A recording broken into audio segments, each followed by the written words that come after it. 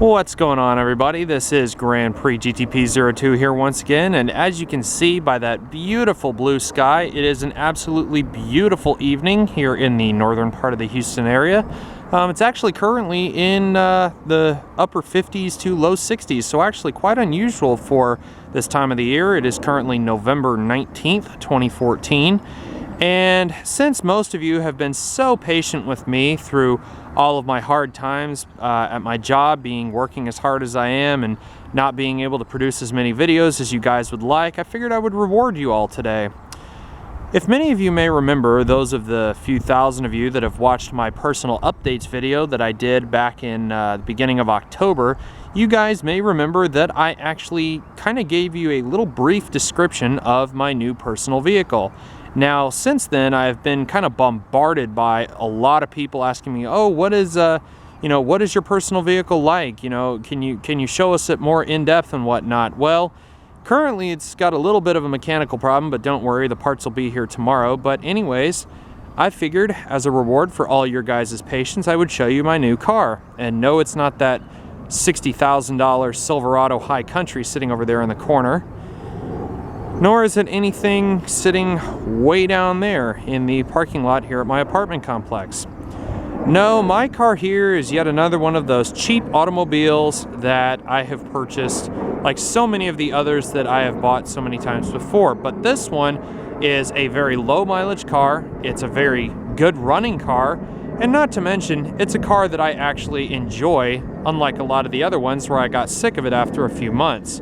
So, what did I purchase for the low purchase price of $2,500? Well, if you can't tell by what I'm wearing, yeah, the Subaru Technica International hat, the Subaru World Rally Team jacket in its beautiful black and gold color scheme.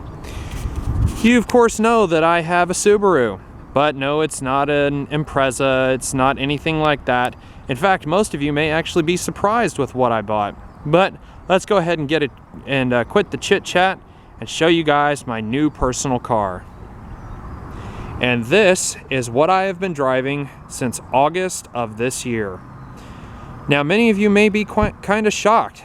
A giant wagon, something that it looks like a grandmother would drive. Yep, me here at 25 years old, I am now driving this beautiful Subaru wagon.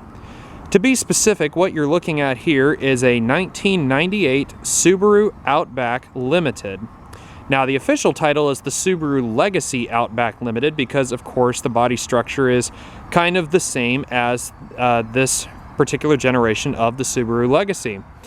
But I already told you guys a little bit about this car in the personal update video, but I kind of wanted to embellish on the history of the Subaru Legacy and also kind of tell you guys how I got such a sweet ride. Well, for a start, about the middle of this year, I unfortunately was the victim of a financial scam thanks to Joe Myers Toyota out in the western part of the Houston metropolitan area. I went to Joe Myers with the help of a friend. I unfortunately had to sell my absolutely horrible 1997 Nissan 200SX that was just basically a lemon from the start, but I thought it had potential, but it really gave out, and when it caught fire, I just sold it as scrap to a guy who needed a project car, so on and so forth.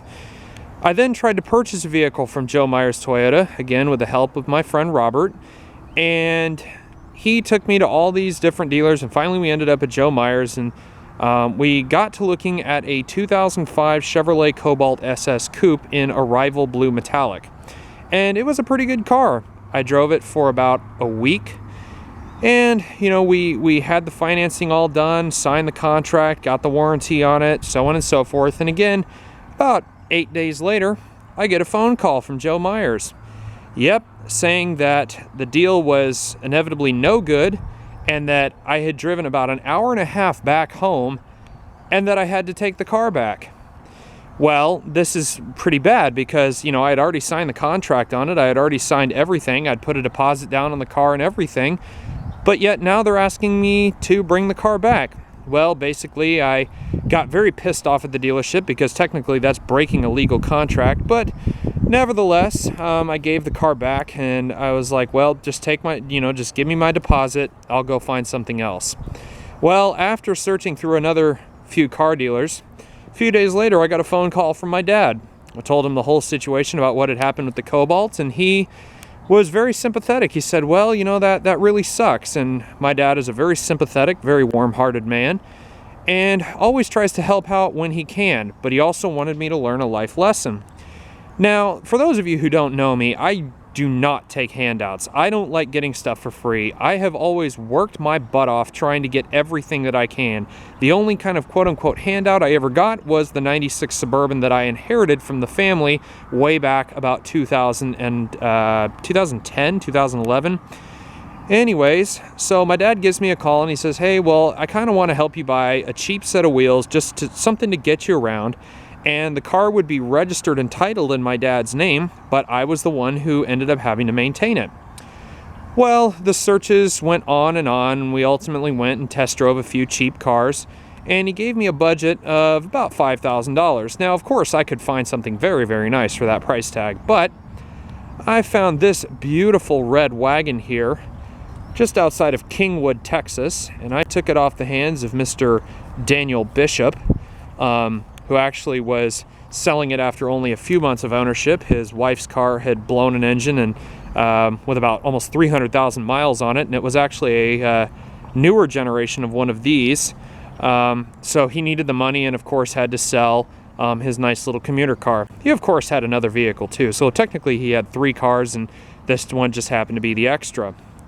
But anyways, I wanted to kind of embellish on this car a little bit and kind of give you a history of the Subaru Legacy now that you've heard the story of how the heck I managed to get this car in the first place.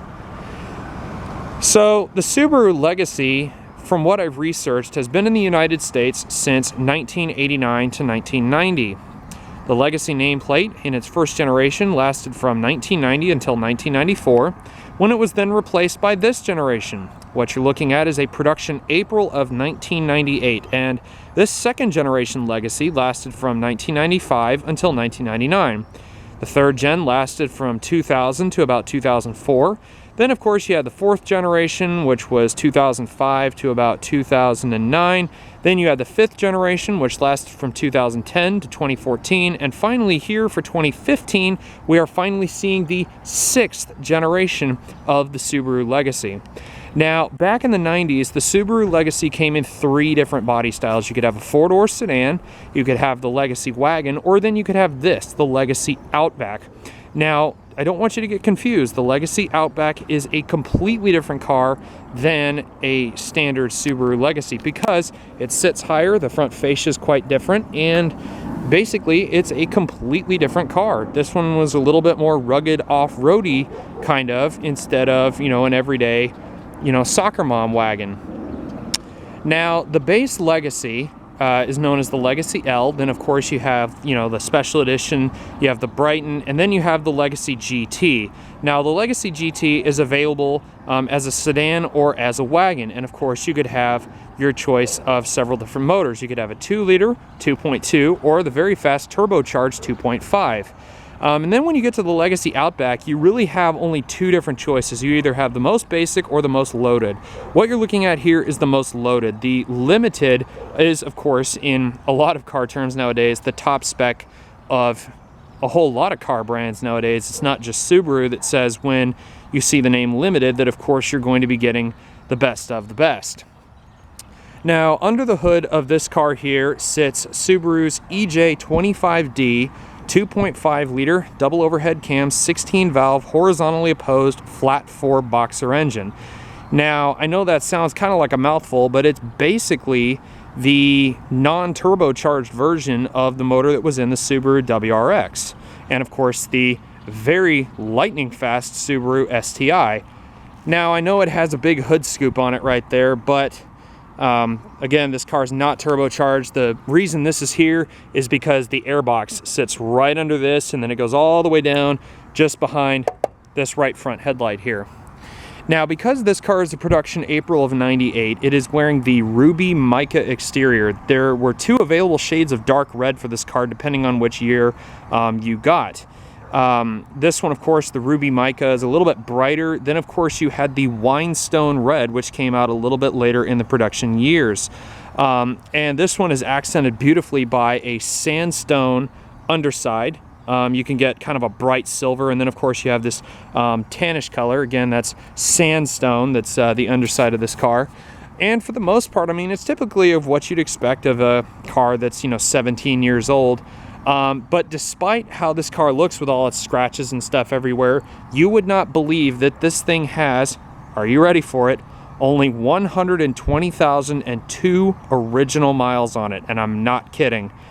I say original because it's still on the original motor and transmission. It's never had anything big replaced except for a typical Subaru problem, which is the head gaskets on these cars always seem to blow between about 80 to 120,000 miles, but this one has history.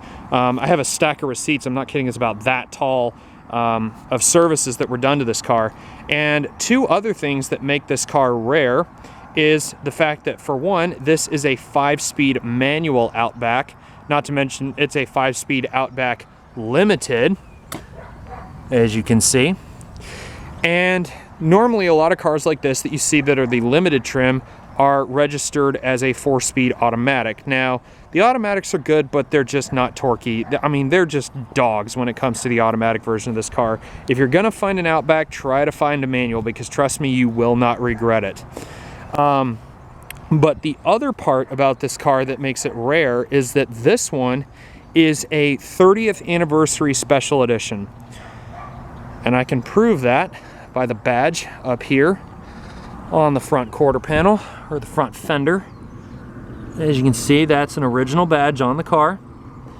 That's not a replacement, nothing like that. And they only put it on one side of the car. I don't know why they didn't put it on both sides. I'm kind of surprised. Anyways, the car rides on standard 15-inch alloys. Again, these are OEM Subaru. Tire size 205/70R15 all the way around. Probably going to be getting some new tires for this thing pretty soon. I mean, it's got good tread depth, but they are starting to get a little bit worn, and a little bit low on tread. The only other things I can think of that's bad, this mirror wobbles around a little bit. I can just get some plastic epoxy, put that back in place. As you can see, somebody even tried to use a drywall screw to hold it in place. But the big issue that is holding this car back at the moment, and I'm getting the parts tomorrow thanks to Amazon.com, is of course I have to change the timing belt. And with that, the timing belt also drives the water pump. So I have to put the timing belt in it, all the new tensioners, or the hydraulic tensioner, all the pulleys, and of course the new water pump, which is only about a 3 or 4 hour job, and the dealerships will charge you thousands to do it. And I only know that because I called Subaru to see how much it would be, even if I provided the parts. And yeah, I'm just not going to tell you, because let's just say it was a fair bit of money. Now, looking at the paintwork, I can tell you at least one part of this car looks like it's been repainted, which is either this is original and this has been repainted, or this is original and this has been repainted, because it looks to me like this is a much darker shade of red back here than it is up here. But it's got a clean Carfax. It's never been wrecked. It's never been run into anything. So far as I can tell, it's got some paintwork issues, like up here on the spoiler, as you can see. But other than that, she's actually doing pretty good. And of course, like all the weather stripping, the Texas sun has taken its toll on it. The badge on the other side over here has cracked quite significantly. You can tell which sides were sitting in the sun. But other than that, this thing's actually in pretty good shape, and I'm really, really surprised I got it for $2,500. And what's even better with this is that, yes, attached to my awesome Mighty Car Mods lanyard. Yep, I know Marty's probably going to see this pretty soon, because I follow their show fervently.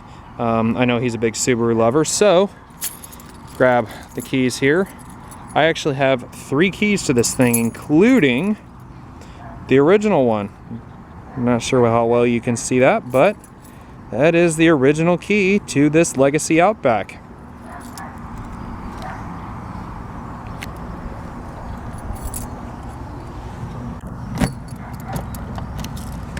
Oop, wrong way.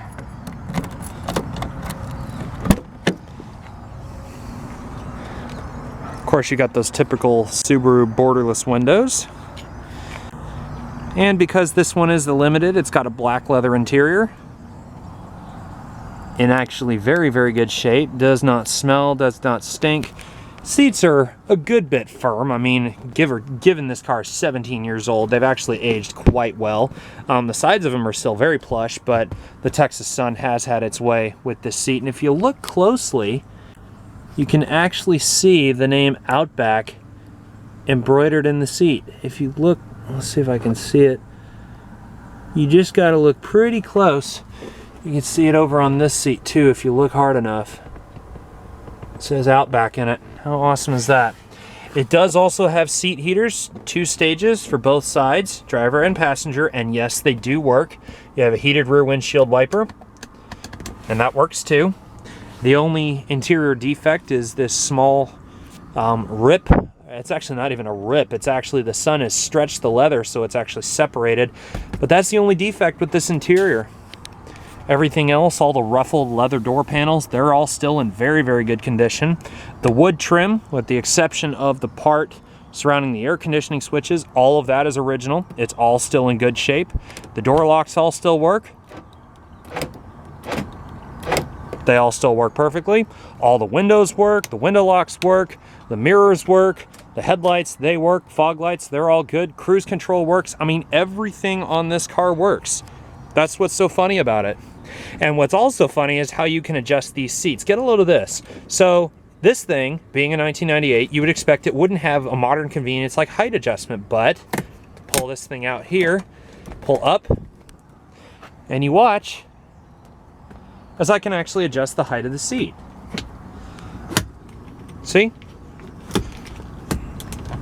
And then you got to give it a pretty good firm tug, or push rather, to get the seat to go all the way down.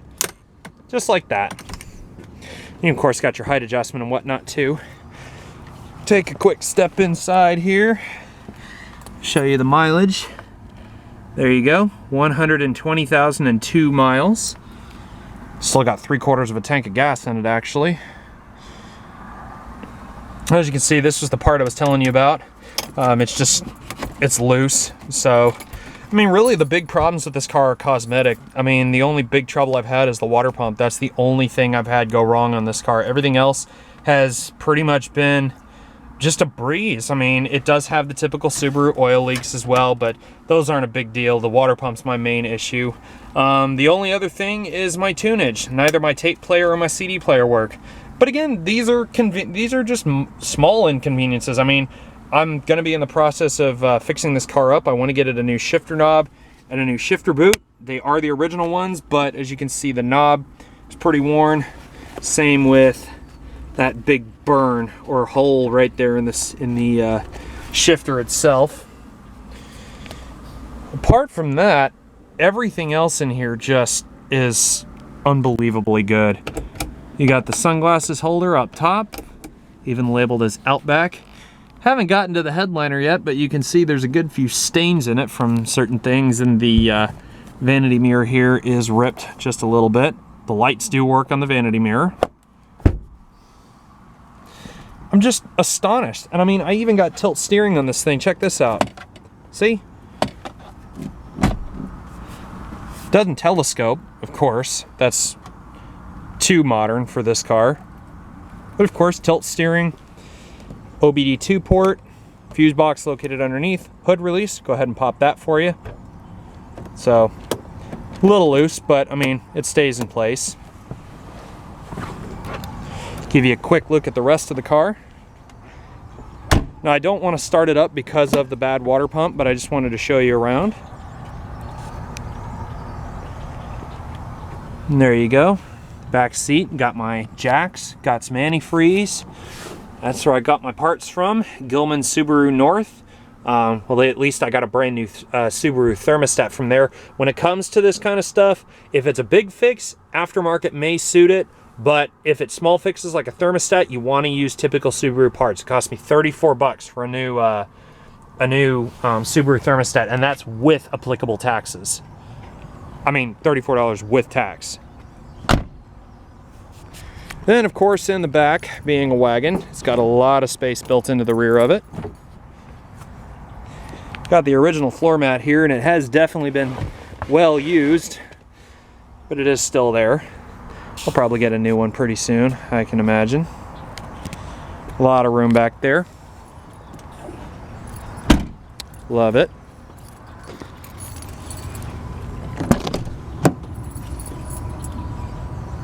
The seats in the back though, I mean, these things feel like they've never been sat in. They are a little dry, are a little crispy, but there's no burns, no rips, no tears, nothing in these seats. They are still labeled Outback, as you can see. Love that.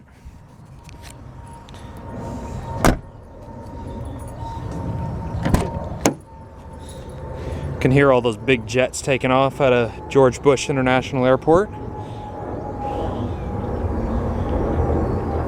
Just an awesome car. And then last but not least, of course, you guys are probably going to want to see the engine. Now, of course, it is going to be pretty dirty. I haven't washed the engine bay or anything like that, but oh, there you go. This is what you guys want to see, the business end of a Subaru Legacy Outback.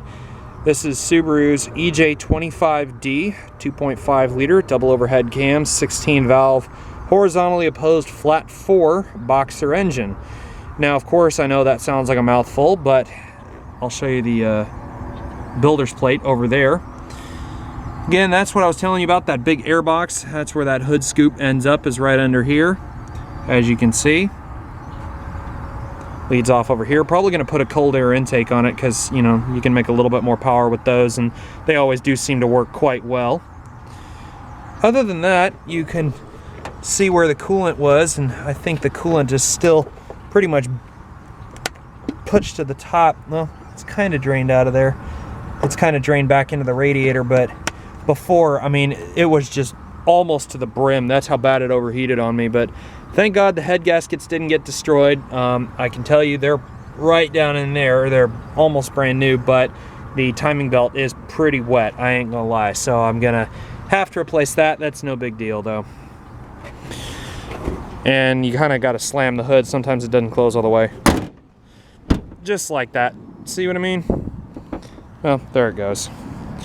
Anyways, guys, I know I've taken about 23 or so minutes of your time, but I hope you guys have enjoyed this nice little history lesson on the Subaru Legacy and Legacy Outback, and I hope you all have enjoyed this nice little walk around and tour of my newest personal vehicle.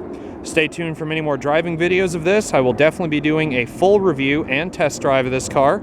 And if you guys want to find out any more videos, you know, maybe me doing some mechanical videos on it, showing you guys how to fix certain things or how certain things operate in the car, let me know. I would love to hear back from you guys on this thing. Other than that, I do hope you guys have enjoyed this time out with me, and I hope to see you guys later and have a great rest of the year. Take care, everybody.